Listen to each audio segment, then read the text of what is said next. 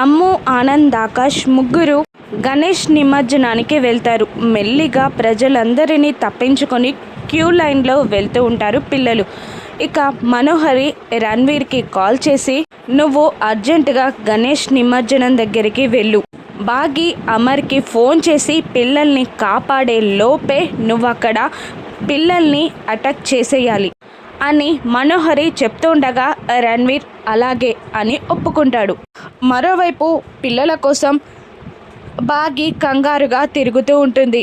పిల్లలు క్యూ లైన్లో నుండి దేవుని దగ్గరికి వెళ్ళి దేవునికి దండం పెట్టుకుంటూ ఉంటారు. ఇక రణ్వీర్ పిల్లలపై అటాక్ చేయడానికి మనుషులని అరేంజ్ చేస్తారు. నిమజ్జనం దగ్గరికి పంపిస్తారు. పిల్లల్ని చూడగానే ఆ రౌడీలు పిల్లలపై అటాక్ చేయడానికి దగ్గరికి వచ్చేస్తారు.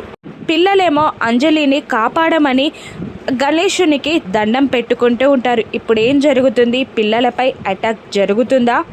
పిల్లల్ని కాపాడేదెవరు? రానున్న ఎపిసోడ్స్లో చూద్దాం. Thank you for watching.